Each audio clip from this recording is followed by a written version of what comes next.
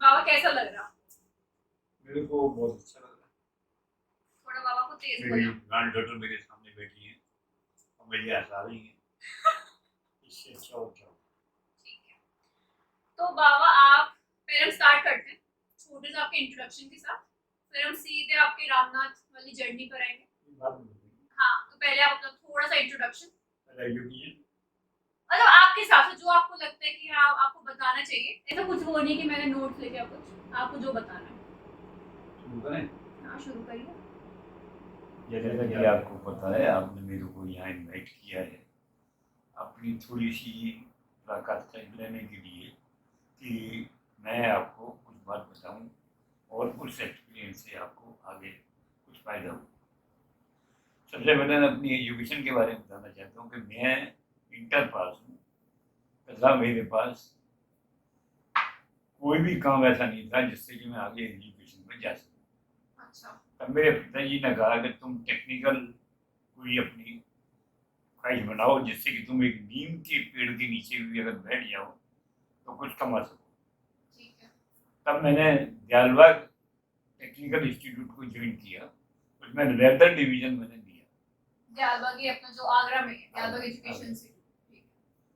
जब मैंने वहाँ पर ज्वाइन किया तो मुझे 3 साल का कोर्स दिया गया, लेकिन चूँकि चंदालाल बीए वहाँ के प्रिंसिपल थे, उन्होंने मेरी वर्किंग देखी, सब देखी, तो उन्होंने उसको स्पेशली एजुकेशन डिपार्टमेंट से मेरे लिए 2 साल का, मेरे और एक लड़का और था, दो के लिए 2 साल का कोर्स कर दिया। अच्छा, 3 साल का 2 साल में कर दिया। ठीक है। क्योंकि हम लोग काम करने वाले आदमी थे, काम की हमें जिज्ञासा थी, काम क्या है, काम कैसा है। उसके बाद हमने अपने एजुकेशन से निकले तो हमारी शादी 59 में हो गई। मई 22 तारीख, 21 तारीख। उसके बाद हमने इंटरव्यू से कई दिए लेकिन किसी में नहीं आए। तब एक इंटरव्यू हुआ गवर्नमेंट का, उसमें था National Small Industry Corporation, Government of India का कंसर्न था। उसमें हमको as a junior field officer का वो पोस्ट मिली, जो कि 260 से और 1260 रुपये तक का स्किल था। हमने उस स्किल को ज्वाइन किया। तो उसके बाद हमको पहले आगरा पोस्टिंग दी गई। आगरा पोस्टिंग में हम रहे यहाँ पे 59 से और 62 में NSIC टूट गई। उसके बाद हमने स्टेट ट्रेडिंग कॉर्पोरेशन को ज्वाइन किया। स्टेट ट्रेडिंग कॉर्पोरेशन को ज्वाइन करने के बाद उन्होंने हमारा ट्रांसफर दिल्ली कर दिया, मतलब 62 के बाद 65 तक 66 तक दिल्ली रहे। 66 के बाद उन्होंने उनको बॉम्बे ट्रांसफर कर दिया, क्योंकि हम डेली अप डाउन करते थे आगरा के लिए। तो हमारे बॉस मानते नहीं थे, कहते नहीं हम तुम्हें यहाँ से भी ट्रांसफर करेंगे। तो उन्होंने हमको इस बेस पर ट्रांसफर कर दिया बॉम्बे। तो आप बॉम्बे शिफ्ट हो गए। बॉम्बे शिफ्ट हो गए। अब बॉम्बे में हमको दिया गया एलएन डिवीजन, एलएन डिवीजन मतलब लेदर और लेदर का। उसमें हमने काम किया तो एक कुछ मामला ऐसा फंसा कि हमारी ज़रूरत जो है वो इम्पोर्टेड कार सेल में पड़ गई, जिसके इंचार्ज मेहता साहब थे, जिन्होंने लिया बॉम्बे। जब उन्होंने हमारा वर्किंग देखा तो बहुत खुश हुए, और खुश होने के बाद उन्होंने हमको रॉ वूल सेक्शन दे दिया। कौन सा? रॉ वूल, रॉ वूल जो ऊन होता था, हाँ। जो ऑस्ट्रेलिया जाता था, उसका दे दिया। ठीक है। उसमें हमने देखा कि बहुत कपड़ा था। उस कपड़े को सुधारने के लिए महाजन साहब ने हमसे कहा कि भाई ये कपड़ा खत्म होना चाहिए। इसके बाद हमने देखा खत्म तो करना ही है, तो हम एक दफे गए शिपयार्ड में। वहाँ देखा कि उसकी पूर्व पर वुलन मिल वालों की कुछ गांठें आई।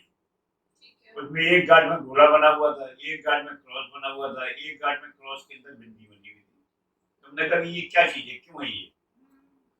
क्योंकि हमको शक हुआ, हमको डाउट हुआ, तो हमने तीनों गांठें तो ऐसा था कि रॉ वूल पर कोई भी एक्सरसाइज नहीं थी। और जो सोडी था, सोडी रॉ वूल आता था, वो नायलॉन उसके साथ आता था। एक था बिल्कुल प्योर वूल। अच्छा, जो अलग अलग उनके साइंस थे तो उनका अलग मतलब था। मतलब उसमें ये था कि चूंकि उसमें एक्साइज अलग अलग थी, तो वो सब माल जो है रॉ वुड में उन्होंने मंगा दिया। रॉ वुड का मतलब होता है कि बिल्कुल सड़ा हुआ गला हुआ माल जिसकी होती है वो। जब हमने गाड़े खोली तो हमने कहा भाई ये तो इसमें ये निकल रहा है, इसमें ये निकल रहा है, इसमें ये निकल रहा है। हमने अपने बॉस उनसे कहा तो उन्होंने ये बताया कि नहीं भाई तुम इनसे अटको मत, ये बहुत पावरफुल आदमी है, तुम अटकोगे तो परेशानी होगी। हमने कहा हमने ये बताया परेशानी था। रहना हम जानते हैं, और परेशानी हम दूर करेंगे। जब ये दूर होगा तो गवर्नमेंट की कोई सप्लाई को मिलेगा, अमाउंट मिलेगा। ठीक है, तो आपने ये चीज मेहता तो मेहता हमने सर। वो एक गुप्ता जी थे उनके मैनेजर, वो वहाँ पे आते थे और वो ही हमारे यहाँ से शिप यार्ड्स को वो देते थे परमिशन कि इनको ये मेरे दे दी जाए। अच्छा। तो ये वो डायरी लाए हमारे लिए, हमारे भी लाए थे, हमारे बराबर में जो रॉबुल्स का हेड था उसकी भी डायरी लाई, जापानी डायरी थी। हमने उनसे कहा, हमने कहा भाई ये डायरी हमको भी दो एक, कहना तुम इस लायक नहीं हो, जब तुम इस लायक बन जाओगे तब अच्छा। ये बात हमको बहुत लगी। हमने कहा तो तू अब यहाँ से रॉ मटेरियल भी नहीं खरीद सकता। हमारे मन में ही आ गई कि ऐसे बेईमान को जो डायरियां बेच बेच करके नहीं अपना काम कराता है वो काम नहीं होना चाहिए। ठीक है। चुनाचे हमने उसका पूरा जो प्लानिंग था वो सब उधेड़ दिया और वो उसे ब्लैक लिस्ट कर। फिर जब ब्लैक लिस्ट करा दिया, ये बात है 72-71 में उन्होंने हमारे साथ मैसेज किया कि हमको मारने के लिए इंतजाम कर दिया, हमको धक्का दिया लोकल ट्रेन से, हमको लोग बाग लगाए हमारे पीछे, लेकिन हमारा बर्गर नहीं गिरा। लेकिन हमारी बिल पावर बहुत तगड़ी थी, बहुत अच्छी थी, उसकी वजह से हम थोड़े दिन रुके। तो ये आपने अकेले हैंडल किया, मतलब लोकल ट्रेन से गिरा दिया? लोकल ट्रेन से हमने अकेला हैंडल किया, इसलिए कि हमारी बिल पावर बहुत अच्छी। तो मतलब क्या क्या हुआ था आपके साथ? लोकल ट्रेन से गिराया, धक्का मुक्की हुई, लोग पीछे पड़े, गोली गोली गोली भी चली थी ना? हाँ, तो उन्होंने हमारे ऊपर इवन दी फायर भी किया एक दफे, और एक दफे हमको डांस के लिए वहाँ बुलाया, कहने भाई डांस होगा, आप लोग डिनर के लिए इनवाइट किया। तो डिनर में भी हमारे को उन्होंने मिसगाइड किया कि हमारी जो सूट पहने हुए थे उसमें उन्होंने 1000 की गड्डी रखी। अच्छा। लेकिन चूंकि वहाँ डांसर देख रही थी इस बात को, तो डांसर ने कुछ हमको इशारा किया, हम समझ गए, हमने अपनी जेब से निकाल के गड्डी कराई, तो वहाँ भी हम साथ निकल गए। अब चुनाचे चूंकि जब हमारे साथ ये हैपन होने लगा और हमने मेहता जी से कहा, हमने कहा मेहता जी हमारा जो है वो ट्रांसफर कर दिया जाए, हमारे साथ ये हैपन सेट होगी। तो उन्होंने कहा भी हम इसमें कुछ नहीं कर सकते, आप जाने गुप्ता जी जाने, आप जाने वो पर बुलेट नहीं जाने। बीच में उन्होंने इंटरफेयर नहीं किया? हाँ, क्योंकि वो सब इन्वॉल्व थे, अच्छा। वो सारे के सारे ग्रुप इन्वॉल्व थे ठीक उसके है। अंदर। तो फिर हमने कहा कि हमने बेटर है यहाँ से जाना। सही बात है। फिर उस तो टाइम पे आपकी अम्मा से भी बात हुई होगी जरूर। और मतलब तब आपके चारों बच्चे थे, मतलब चारों बच्चे थे, उनमें से छोटे बच्चे थे सब, बड़े हम्म। बच्चे नहीं थे। हम चूंकि वहाँ से आ गए, तिहत्तर में आ गए, 74 में अच्छा। छोड़कर। 74 में हम जो है बैठे रहे, तो हमारे पास एसपी दास जो स्टेट इंडियन यूनिवर्सिटी मैनेजर थे, उन्होंने हमको बुलाया दिल्ली। कहा भाई मैं तुमसे ये चाहता हूँ गोयल कि आप हमारे यहाँ नई रामनाथ एक्सपोर्ट में ज्वाइन करो। अच्छा, तो अभी हम लोग एक नए चैप्टर पे जा रहे हैं, तो उससे पहले कंफर्म करना चाह रही हूँ कि आप लोग पहले आप मतलब इस रीजन से मुंबई से वापस आ गए, है ना? कौन से सन में? 1972 में वापस आ गए। फिर आपने मतलब तो 1972 वापस आ गए, हमने अपने 2-3 काम प्राइवेट किए, लेकिन उनमें सक्सेस नहीं हुए, तो अब हम जरा लाचार होकर बैठ गए। अच्छा, फिर आपने कौन से मंथ में? फिर हमने यहाँ से बैठे हुए थे, तो एक दिन वो डॉक्टर साहब क्योंकि हमारे बॉस थे, वो आए, उन्होंने हमको बुलाया आगरा में इंस्टीट्यूट कॉर्पोरेशन में। उन्होंने बताया भाई तुम खाली क्यों बैठे, तुम खाली बैठने वाले आदमी नहीं हो। तब हमने उनको सारी हिस्ट्री बताई, तो उन्होंने हमको यही कहा, करने लगे आप ऐसा करिए कि हम एक पार्टी को तुम्हारे पास भेज रहे हैं, वो तुमको बुलाएंगे, इंटरव्यू देंगे, और आप जो है जो मांगना चाहे मांगिए वो देंगे। क्योंकि उनकी फैक्ट्री चल नहीं रही है, उनकी फैक्ट्रियाँ बंद पड़ी हैं, 2 फैक्ट्री हैं आगे में, एक फैक्ट्री बिल्कुल लॉकअप है और दूसरी फैक्ट्री में 10 12 आदमी काम करते हैं। ठीक है।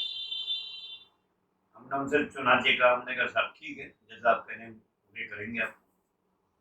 वो चुनाचे आगरा आए, उन्होंने आगरा में हमको इंटरव्यू के लिए बुलाया, हम गए, उन्होंने हमसे बात की। बात करने में उन्होंने कहा भाई तनख्वाह, तो हमने तनख्वाह उनसे 2400 रुपये। अच्छा। उस बार 2400 रुपये बहुत होते थे, हाँ सही बात है। 77 उनका आपके मतलब जिन्होंने इंटरव्यू किया था उनका नाम क्या था? उनका श्री राधेलाल जी था, रामनाथ एक्सपोर्ट के डायरेक्टर थे, चेयरमैन। राधेलाल जी। राधेलाल खुद आए थे इंटरव्यू देने के लिए।